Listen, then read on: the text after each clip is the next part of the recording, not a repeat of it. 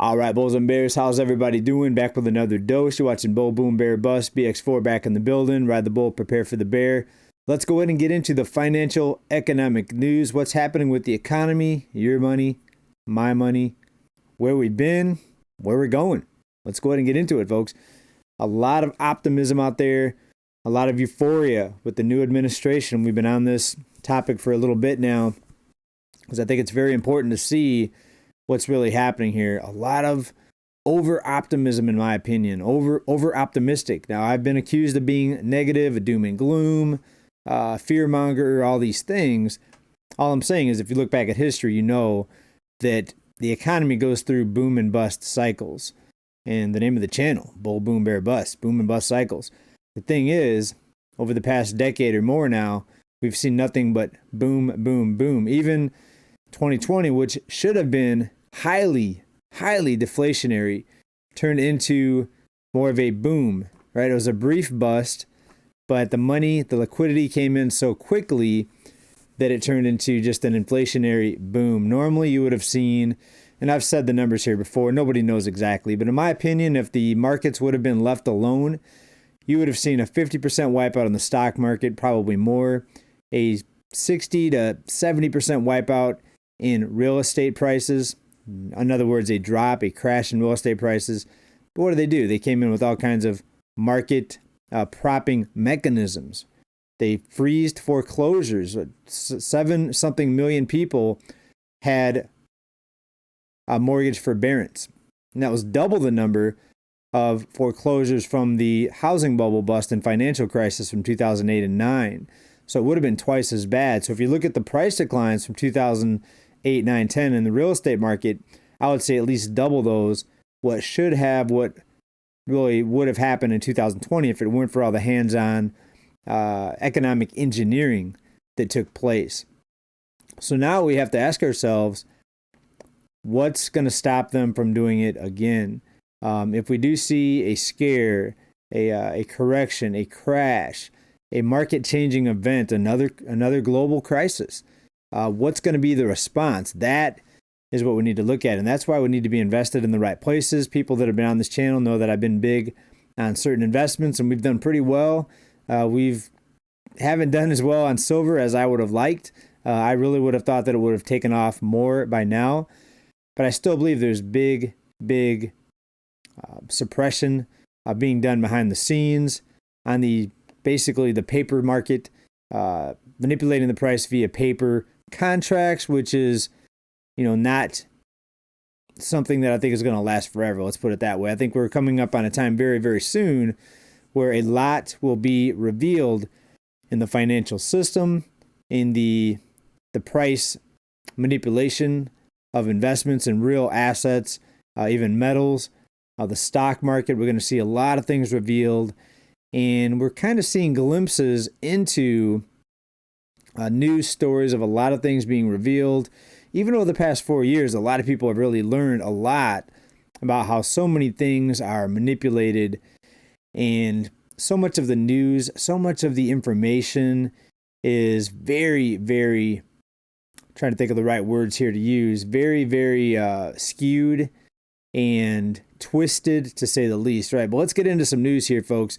We've got Jeff Bezos out there. He is very optimistic on more deregulation. To me, deregulation is a very scary thing. We deregulated the banks, and look where we're at. All right, with the zero reserve requirement, the banks can loan out endless money. This is the backbone. This is one of the big reasons why we have so much high prices, cost of living, and these price levels that most people just can't handle. Now, Bezos was out there recently at a New York Times annual Deal Book Summit at Jazz Lincoln Center in New York City on December 4th, so just a few days ago. And he had the following to say about his optimism here. Of course, we're going to talk about Amazon stock as well. He said, quote, he seems to have a lot of energy around reducing regulation. If I can help do that, I'm going to help out. He also said, I'm actually optimistic. He seems to have a lot of energy around deregulation. The question is, what's he going to deregulate? Is it going to be more bank deregulation? If it is, it's going to be more inflation, folks. You got to be on the lookout for that. Now, I watched the entire discussion with Bezos, And he didn't go into a lot of detail about the type of deregulation that he expects. But I expect it to come from the banking side of things. I mean, what else can you do to try to make the economy look like it's growing besides have more banks lending out money, more loans, more people spending?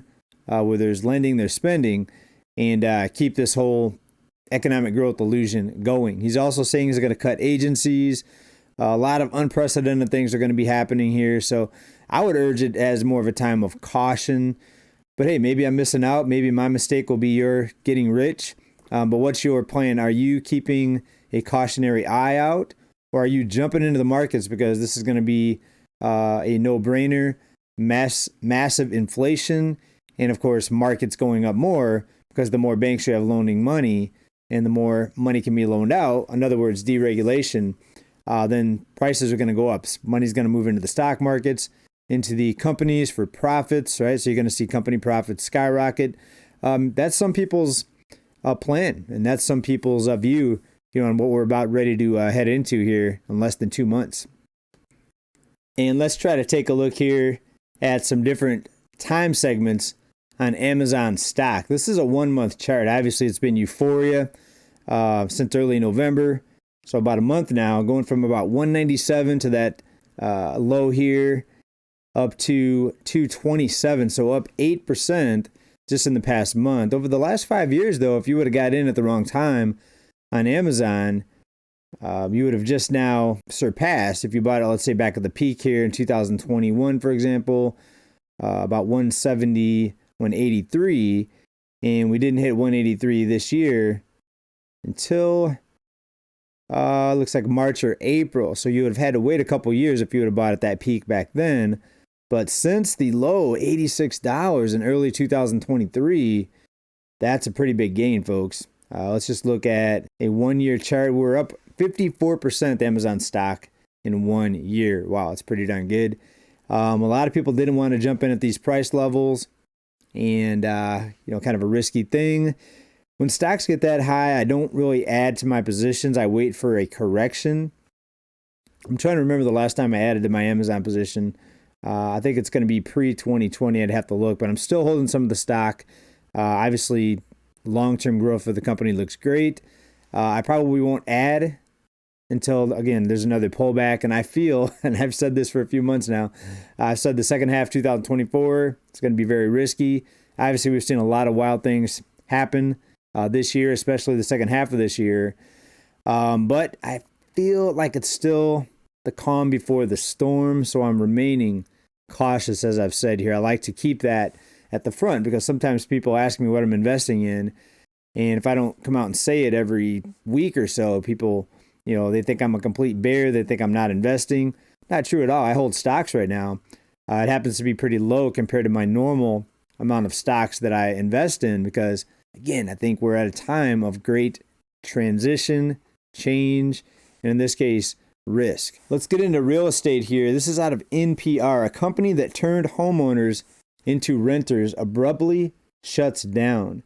And it's interesting the wording that's used here. Easy Knock, a real estate company offering controversial sale leaseback deals to the financially strapped homeowners, announced abruptly Thursday that it's going out of business. After many years of serving consumers, Easy Knock has closed its doors, reads a post on the company's website. Quote, "We're deeply grateful for the trust placed in us to be part of the financial journey of so many." And here's how they presented their business. Easy Knock promises to help people unlock their equity in their homes by buying the property from them, letting them remain in the home as a renter. So in other words, they're buying the home, probably at a steal of a price because the homeowner is usually financially strapped and desperate when they decide to do something like this. And then they rent the home back to the person. So it's another case of companies buying up homes, renting them back to the people in this case. The difference would be they're presenting it as unlocking equity, which normally that sounds like a home equity loan type of thing to say.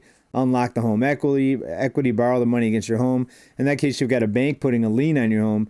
In this case, I think it's even worse because you have the company buying your home outright and then some sort of rental contract to allow you to stay in the home, which me seems like a way to steal homes, but I guess it's legal, so nobody gets in trouble. But it's interesting that they went out of business because it seems like a pretty lucrative thing to be able to do.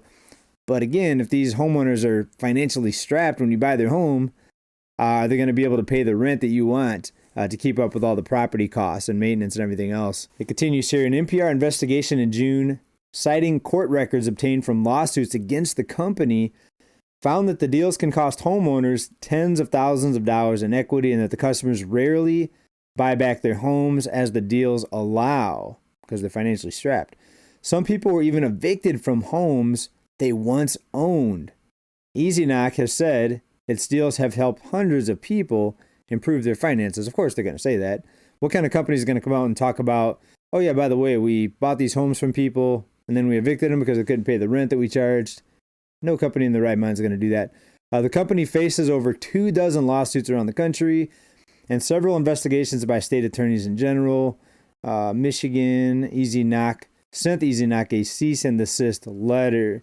So I don't think anything of value is lost with this company going out of business, but another one of the 2024 corporate and business bankruptcies that we'll have to keep an eye on, and we're going to tally those into the total, which is now going to be worse than 2023, by the way. And we're still waiting to see if it's going to be worse than 2020. Obviously, we've got less than a month to go. We're going to see where these corporate bankruptcies fall at the end of the year. Store closures, all those things. Now, still on the topic of real estate, the housing bubble has not went bust yet, especially here in California. We've got what usually is an affordable area of Southern California, San Bernardino. Prices have almost doubled in the past 8 years. The way SF Gate put it, they say home prices in Southern California, the most affordable area, just hit a record high. So it used to be, like they say, affordable is now very high. And there's a lot of not so great areas in San Bernardino. We're looking at a picture here of a housing tract, a huge one in San Bernardino. But look at it. We try to make it a little bigger here. Where are the trees? Where are the parks? I mean, these cookie cutter homes, you barely have any yard.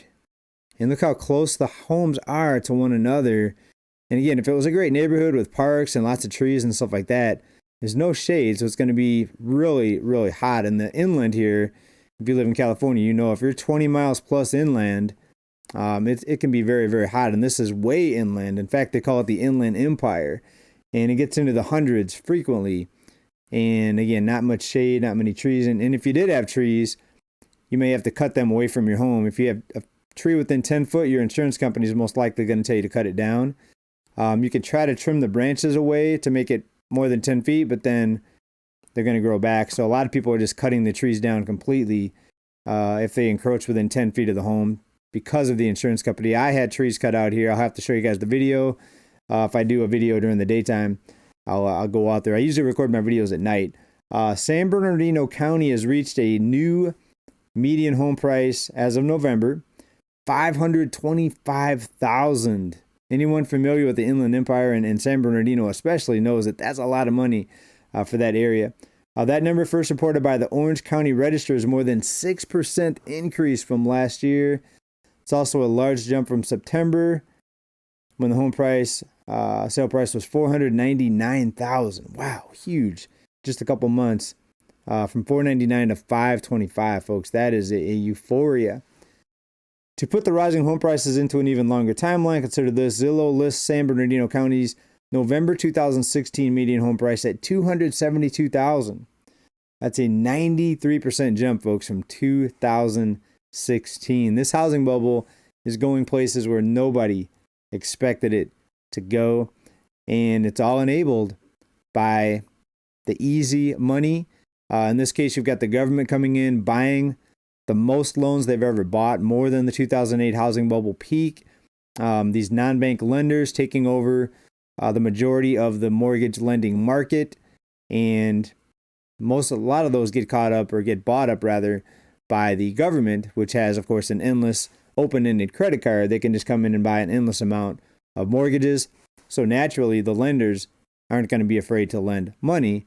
Then, of course, you have investors coming in, billionaire companies coming in, buying in, In this case, about half of the homes here in California are owned by investors. All right, let's shift gears here to more manipulative actions, and in this case, ways to help people with their debt. In Illinois, they're forgiving a lot of people of their medical debt. Take a look at this here. Taxpayers to cover millions in medical debt of thousands of Illinois residents. Do you ever feel like you're just working to pay for somebody else? That's how I feel sometimes.